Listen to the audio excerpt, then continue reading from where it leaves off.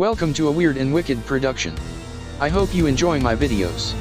This video is all about Dracula the legend that started from Bram Stoker's classic novel, and who Vlad the Impaler was and how he was Bram Stoker's inspiration for the Dracula legend.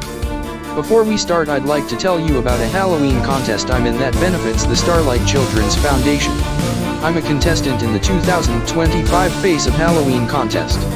I deal with a lot of daily health issues, so I just started making YouTube videos. This contest inspired me to do it. But, with this contest everyone gets one free vote. That free vote you can do daily, every 24 hours from your last vote. But, you can also buy donation votes, which that money goes to Starlight Children's Foundation. It only takes 30 seconds to 1 minute to do your vote, so I hope you vote.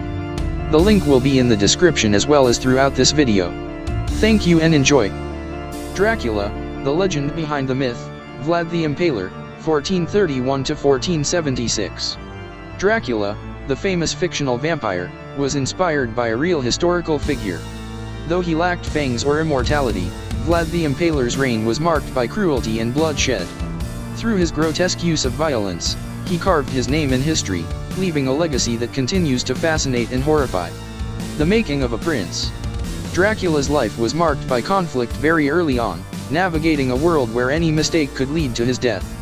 It is fascinating to see how the conditions of his childhood impacted the outcome of his life, leading to the Dracula we all know today.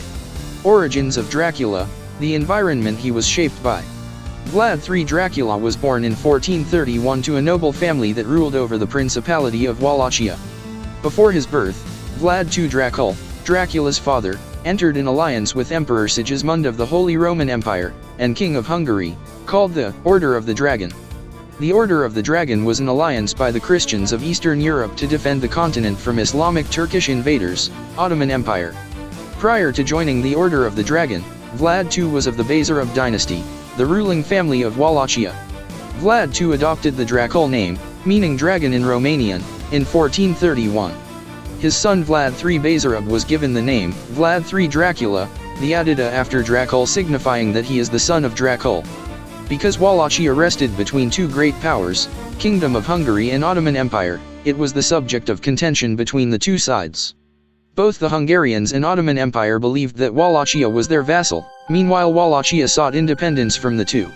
Stuck playing the middleman between two powers, Vlad II switched his allegiance from the Hungarians to the Ottomans after the death of Sigismund in 1437.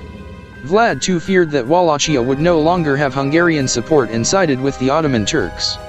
With the Turkish-Wallachian alliance, the Ottoman Empire attempted an unsuccessful invasion on Transylvania, a region in Hungary. John Hunyadi, a Hungarian noble who was the main opponent to the Turks, managed to persuade Vlad II to become allies with the Hungarians once again.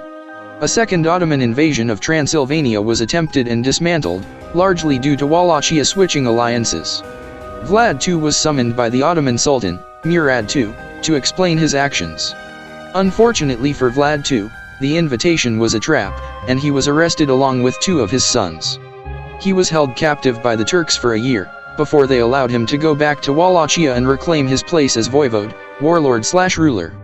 The Turks supported Vlad II as long as he left his sons captive within the Ottoman Empire, so they could strengthen their political ties with Wallachia and groom the future princes into Turkish vassals.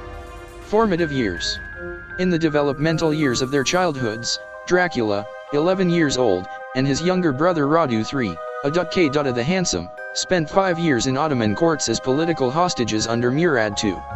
The highly impressionable Dracula and Radu further pursued their educations as princes under Turkish control, where they were greatly influenced by the Ottomans. While Radu embraced Ottoman culture, Dracula resisted and resented his captors. He was frequently punished for his defiance, forming a hatred that would later define his reign. Dracula rejected many of the teachings and held on to his pride as a European Christian. Despite rejecting Ottoman rule, he still learned valuable lessons from his captors. He mastered their language, studied their military tactics, and witnessed implement as a method of execution. John Hunyadi opposed the Wallachian-Ottoman alliance and sought to replace Vlad II with a pro-Hungarian faction. The dynasty house rebelled against Vlad II with support from Hunyadi, killing his eldest son Mircea II by burning his eyes and burying him alive. Vlad II attempted to escape Wallachia, but he was unable to and was executed. Backed by the Hungarians, Vladislav II, not to be confused with Vlad II Dracula, seized control of Wallachia. Seizing power. Following the death of his father, Dracula was released by the Ottomans to reclaim his place as voivode of Wallachia. At about 17 years old, Dracula had a perfect window to regain control of his homeland. With Vladislav preoccupied in battle against the Turks and absent from Wallachia, Dracula seized the moment to reassert Dracula's rule and take back power. Dracula, leading a small Ottoman-backed force to the Wallachian capital, Targovist, briefly held on to power for just a few months. Vladislav then quickly regrouped his forces and deposed him. On the run from Vladislav, Dracula fled back to Edirne, where he had been held captive by the Turks. However, he was not safe there. Vladislav and Wallachia veered towards the power of the Ottoman Empire, turning their backs on Hunyadi and Hungary. Because Dracula's strong political position with the Turks relied upon their desire to install a Turkish client into Wallachia, so now they would no longer need to support him. Murad backed Vladislav as voivode, and realizing his life would be in danger, Dracula fled to the safety of his cousins in Moldavia. A prince on the run. Voivode of Moldavia, Bogdan II, allowed Dracula to take refuge at his court, where he became close friends with Bogdan's son, Stephen the Great. Dracula spent the time sharpening his warfare skills by joining Bogdan and Stephen in their battles against the Polish. But once again, Dracula was forced to flee. Bogdan II was killed by his brother Peter Aaron, who usurped the title of voivode in Moldavia. Because Stephen's existence threatened the power of Peter's rule, his life was then in danger. Dracula and Stephen were surrounded by enemies, but like a game of musical chairs, Dracula would become allies with Hungary and would be their replacement puppet to rule Wallachia. John Hunyadi, who worried about Vladislav's increasingly close relationship with the Turks, took the young Dracula under his guidance.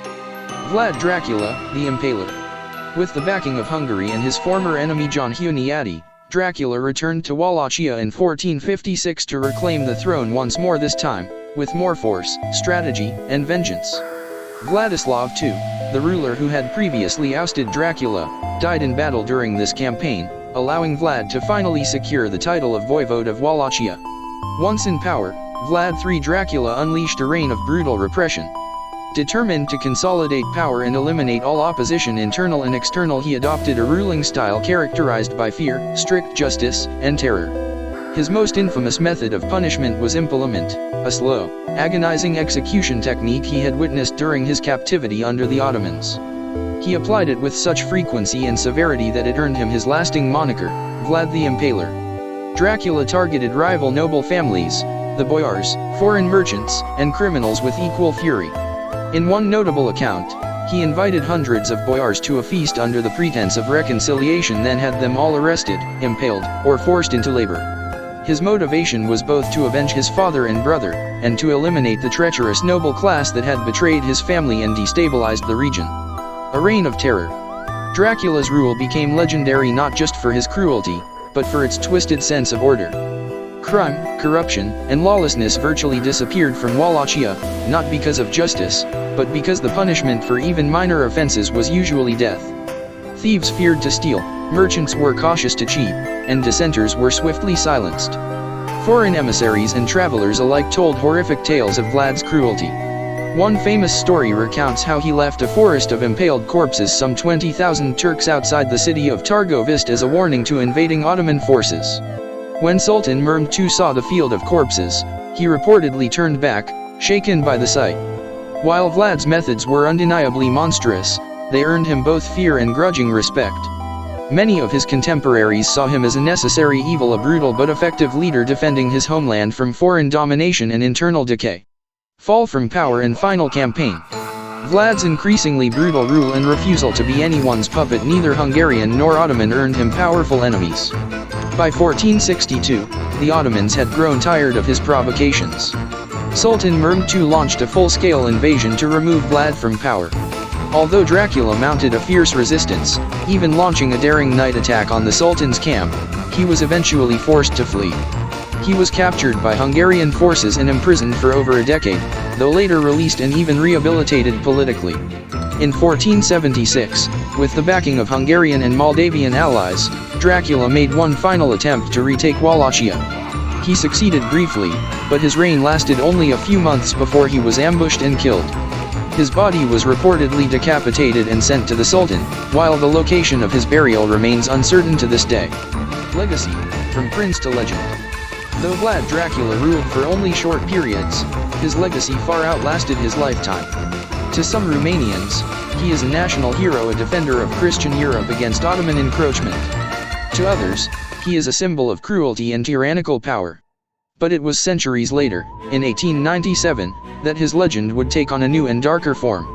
Irish author Bram Stoker, inspired by tales of Vlad the Impaler, used his name for the villain in his novel Dracula. Though the fictional Count Dracula shares little with the historical prince beyond his name and homeland, the association stuck. Vlad III's real-life brutality gave chilling weight to the supernatural horror of Stoker's vampire, cementing Dracula in Western imagination as both historical tyrant and immortal monster.